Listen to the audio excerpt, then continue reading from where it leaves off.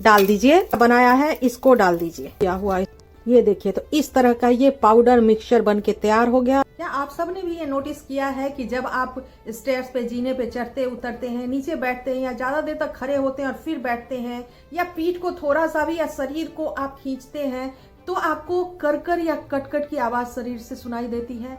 कई बार ये बड़ा मामूली सा लगता है देखने में, लेकिन अगर ये कंसिस्टेंट बेसिस पे रहती है तब किसी प्रॉब्लम का ये संकेत है। जो हड्डियां हैं उसमें कहीं ना कहीं प्रॉब्लम आने लगती है। आप सब भी ऐसा ही सोचते होंगे। कुछ लोग तो डॉक्टर के पास जाते हैं, लेकिन ज्यादा % लोग ऐसे हैं जो कि जाते हैं, कैल्शियम या विटामिन डी ले आते हैं, अपनी मर्जी से खाना शुरू कर देते हैं। अगर समझ में नहीं आता तो फटाफट हम क्या करते हैं, गूगल में सर्च करना शुरू कर देते हैं। उसके बाद क्या होता है, कुछ हम यूट्यूब पे वीडियो देख लेते हैं, और जब वीडियो देख लेते हैं, गूगल पे सर्च करते हैं, तो हम और ज्यादा कंफ्यूज हो जाते हैं। इसी का समाधान आज ये वीडियो है। इस वीडियो को पूरा देखिए। बॉडी के किसी भी पार्ट में अगर ये करकर और कटकट की आवाज आ रही है, तो आज मैं ये आपको दावे और गारंटी के साथ कह सकती हूँ कि 3 महीने के बाद ये आवाज आनी खत्म हो जाएगी। तो चलिए बिना देरी किए फटाफट वीडियो स्टार्ट करते हैं। हेलो, सलाम, नमस्ते, केम छो। मैं हूँ पुनीता झा, आपकी होस्ट और दोस्त, और करकट कटकट की आवाज को लेकर आज हम बात करने वाले हैं। हमारे शरीर का जो पूरा ढांचा होता है वो डिपेंड करता है कि हमारी बोन्स जो है वो कितनी स्ट्रांग है। जैसे कि अगर किसी घर की हम बात करें तो घर डिपेंड करता है कि वो घर कितना भार उठा पाएगा, कितने दिनों तक टिकेगा। वो डिपेंड करता है कि उसके पिलर्स जो है उसको कितना मजबूत बनाया गया, उसमें कितना सरिया और कितना सीमेंट यूज किया गया है। बोन जो है हमारे शरीर का वो मेन स्ट्रक्चरल फ्रेम होता है, जिसपे कि सारे मसल्स और बाकी चीजें जो है उसके ऊपर में अटैच होती है। ये जो बोन है हमारे शरीर में, वो बोन के भी अलग अलग पार्ट्स हैं। जो बोन्स ऐसे हैं जो बहुत ज्यादा हैवी है और बॉडी के ज्यादातर हैवी पार्ट को कैरी करती हैं, उस बोन को हम लोग साइनोवियल बोन्स कहते हैं। एंकल हो गया वो हमारा एरी का हिस्सा हो गया, वो हमारा नी का हिस्सा हो गया, या हमारे गर्दन से जुड़े हुए जो पूरे पार्ट होते हैं जो कि भारी हैवी एरिया को कैरी करते हैं, उसको हम साइनोवियल बोन्स कहते हैं। ये जो साइनोवियल बोन्स होता है वो दो बोन्स के जॉइंट्स के बीच में एक फ्लूइड होती है, जिसको कि लिब्रिकेशन आम लैंग्वेज में कहते हैं। अब क्या होता है कि वो साइनोवियल फ्लूइड्स जो होता है उसके अंदर कुछ गैसेस होती हैं, जिसमें कि ऑक्सीजन, नाइट्रोजन और कार्बन डाइऑक्साइड गैस होती है। किसी रीजन से आपके खान पान, लाइफस्टाइल के वजह से अंदर में बाकी दो का रेशियो तो ठीक रहता है, लेकिन नाइट्रोजन का जो रेशियो है वो कई गुना बढ़ जाता है। एयर बबल जो है वो इकट्ठे होने स्टार्ट हो जाते हैं, और जब वो इकट्ठे बहुत ज्यादा हो जाते हैं, उसके बाद जब हम मूवमेंट करते हैं वो बबल्स टूटते हैं, और वो टूटते हैं तो उसकी आवाज ये करकर के रूप में और कटकट के रूप में सुनाई देती है। तो ये बबल्स बनने का जो कारण होता है वो नाइट्रोजन की मात्रा जो है इंक्रीज होना होता है। वैसे आयुर्वेदा में कहते हैं कि जब वात दोष आपके बॉडी में बढ़ता है, मतलब कि त्रिदोष जिसको कहते हैं, वात, पित्त और कफ, आप सबको पता है कि इन तीनों के वजह से बॉडी में 400 से ज्यादा प्रॉब्लम होती है। ओनली बात के वजह से 120 से ज्यादा बॉडी में प्रॉब्लम्स होती हैं। तो जब ये शरीर में वात दोष इंक्रीज होता है तो क्या होता है कि बाकी चीजों का रेशियो जो है वो अपने आप डिस्टर्ब होना शुरू हो जाता है। अगर उसके साथ साथ आपको जॉइंट्स के आसपास सूजन है, रेडनेस है, आपको बहुत सीवियर पेन है, इतना पेन है कि आप मूव नहीं कर पाते, बैठ नहीं पाते, चलने में भी आपको तकलीफ हो रही है, तब ये प्रॉब्लम काफी सीरियस और क्रिटिकल हो जाती है। और ऐसे टाइम में क्या होता है कि ये जो साइनोवियल फ्लूइड होता है, जो कि दो जो जॉइंट्स होते हैं उसको रिगड़ने नहीं देने के लिए कुशन के रूप में बनाया जाता है, वो धीरे धीरे सूखने लगता है, और सूखने के वजह से हड्डियां आपस में रिगड़ने लगती हैं, और रिगड़ने के वजह से हड्डियां धीरे धीरे खोखली होनी या वहां से टूटनी या झरनी स्टार्ट हो जाती हैं। अब एक और कारण की बात करें तो वो कैल्शियम की कमी की वजह से होती है। कैल्शियम के साथ अगर आप मैग्नीशियम नहीं लेते हैं और पोटेशियम की मात्रा भी आपके बॉडी में अगर सही नहीं होती है, तो जो आपके हड्डियां बनेंगे उनमें मजबूती नहीं आएगी। मैंने पहले ही क्या कहा, हड्डियों में सघनता होना जरूरी है। तो कैल्शियम खाना उतना इंपॉर्टेंट नहीं है, शरीर उसको अब्जॉर्ब करे वो बहुत ज्यादा इंपॉर्टेंट है। डी और मैग्नीशियम नहीं है तो आपका बॉडी उस कैल्शियम को अब्जॉर्ब नहीं कर पाता और यूटिलाइज नहीं करता। मजबूती आती है वो दो चीजों से मिलकर आती है। एक होता है कोलेजन फाइबर, दूसरा होता है कैल्शियम फॉस्फेट। इन दोनों का मिक्सचर अगर बॉडी के अंदर सही होता है तो कैल्शियम बॉडी में लगता ज्यादा है और बॉडी एब्जॉर्ब अच्छे से कर पाती है। कोलेजन जो है वो प्रोटीन फाइबर होती है, और वो क्या करती है, जो हमारे बोन्स बनते हैं उसके सॉफ्ट स्ट्रक्चर, सॉफ्ट फ्रेम को तैयार करती है।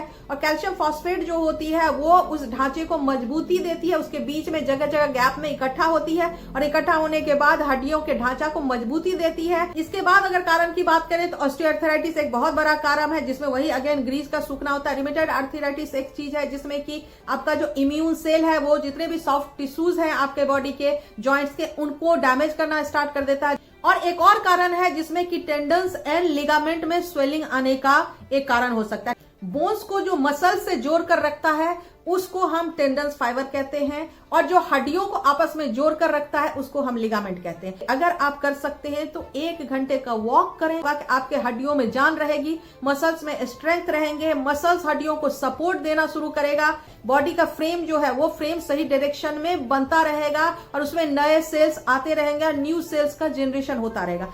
खान पान में ऐसी चीजें जो जिसमें नेचुरल ऑयल होता है कि जितने भी नट्स हो गए उन सब नट्स के अंदर में, चाहे आप बादाम की बात करें, चाहे आप अखरोट की बात करें, चाहे आप सेसमी सीड की बात करें, चाहे पंपकिन सीड की बात करें, ये सारी चीजें हैं जो आपके बॉडी में नेचुरल ऑयल को इंक्रीज करेंगी। जब नेचुरल ऑयल आपके बॉडी में इंक्रीज होगा तो ल्यूब्रिकेशन आपके बॉडी में बढ़ेगा, जिसके वजह से ये आवाजें आनी कम हो जाएंगी। एक बहुत बहुत बहुत बड़ा दवाई है कि आधे घंटे आप 10 बजे से पहले का धूप लें और या शाम को 4 बजे के बाद का आधा घंटा धूप लें। मैं ये जरूर कहूंगी कि अगर दूध पीना है तो आप जरूर प्लांट बेस्ड मिल्क पिए। फली का दूध बना सकते हैं आप, कोकोनट का दूध बना सकते हैं आप, ओट का दूध बना सकते हैं, बादाम का दूध बना सकते हैं आप, सोया का दूध बना सकते हैं। इसी में पीसिए, छान लीजिए, तैयार हो गया आपका दूध। और इस दूध को अगर इस्तेमाल करेंगे तब आपके बॉडी में न्यूट्रिशनल वैल्यू इंप्रूव होगी, तब आपके बॉडी में जो फायदा आप ढूंढ रहे हैं वो फायदा आपको मिलेगा। आपको 3 रेमेडीज बताने वाली हूं। मैंने जैसे बोला कि 100% इससे आपको 3 महीने के बाद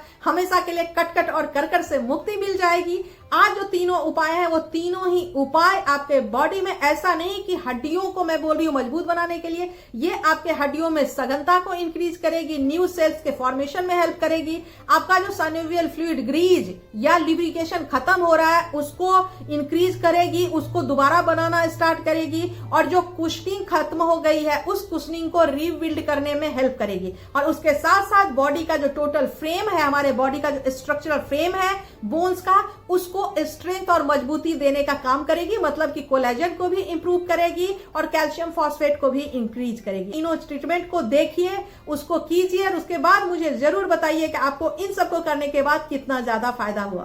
ये चने का सत्तू चाहिए हमें 250 ग्राम, 200 ग्राम हमें चाहिए गुड़ का, इस तरह का जो शक्कर मिलता है पाउडर वो चाहिए। पौना कप करीब आपको चाहिए दूध। मैंने मूंगफली का दूध लिया, आप चाहें तो नॉर्मल दूध भी ले सकते हैं। 50 ग्राम आपको चाहिए होगा मेथी, 3 चम्मच चाहिए होगा काऊ का घी, 2 चम्मच आपको चाहिए होगा सौंठ, आधा चम्मच चाहिए होगा काली मिर्च का पाउडर, आधा चम्मच ही चाहिए होगा जायफल का पाउडर, 2 बड़े चम्मच चाहिए होंगे आपको हल्दी।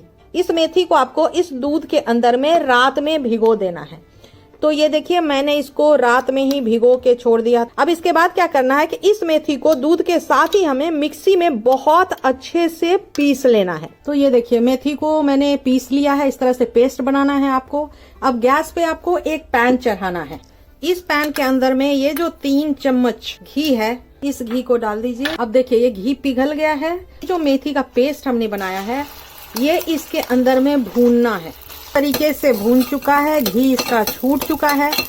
और इस पैन के अंदर में चना का ये सत्तू, ये हल्दी, ये ड्राई जिंजर, सौंफ, जायफल, काली मिर्च, अब इनको हम रोस्ट कर लेंगे। अब ये पूरी तरीके से देखिए ये भून चुका है। अब गैस को हम बंद कर देते हैं और 2 मिनट के लिए अब इसको ठंडा होने के लिए छोड़ते हैं। आपको एक बोल लेना है, उस बोल के अंदर में ये जो शक्कर है, पहले शक्कर इस तरह से डाल दीजिए। ये जो हमने मेथी का बनाया है इसको डाल दीजिए, क्योंकि इसके साथ अब शक्कर पिघलेगा। अब इन दोनों को मिला दीजिए। ये देखिए शक्कर इसके अंदर इस तरह से घुल भी जाएगा। अब इसके अंदर में जितना हमने पाउडर बनाया था वो हम पाउडर डाल देते हैं।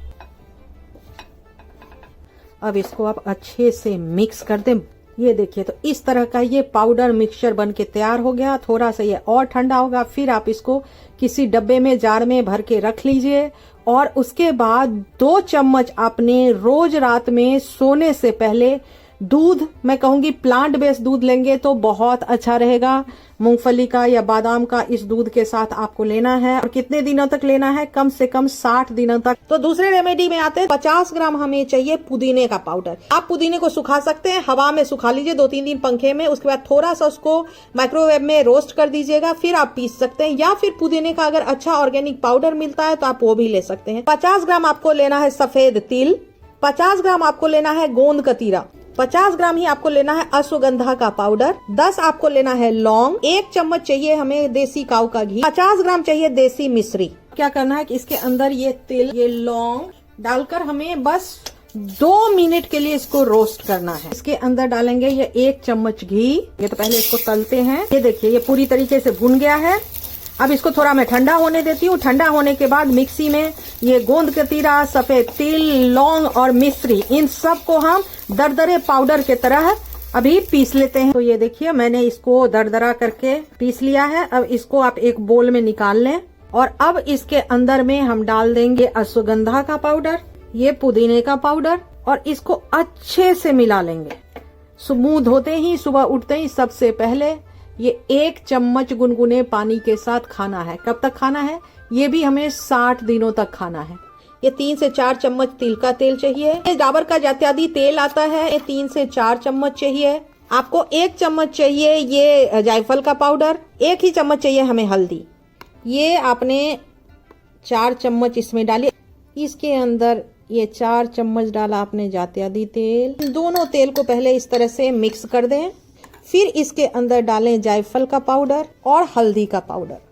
इसको अच्छे से मिक्स कर दें। मिक्स करने के बाद आप इसको संभाल कर कहीं रख लें। तो लगाने से पहले जस्ट गरम करना है, हल्का सा गुनगुना गरम करना है। तो उठाइए और उठाकर आपको इस तरह से राउंड राउंड जैसे कोई हम क्रीम लगाते हैं उस तरह से लगाना है। इसको मलना घिसना कुछ भी नहीं करना, इस तरह से लगा दीजिए। तो आप इसको रात भर के लिए छोड़ दीजिए। जब सुबह आप उठेंगे तो आप देखेंगे कि आपकी रेडनेस, आपकी ड्राइनेस या आपकी स्वेलिंग वो अपने आप गायब आधी होनी स्टार्ट हो जाएगी। तो ये हो गया हमारा आसान सा 3rd उपाय। तो देख लिया आपने तीनों उपाय। ये तीनों उपाय को कीजिए और फीडबैक में मुझे जरूर बताइए कि आपको इन सब उपाय को करने के बाद कितना फर्क आया।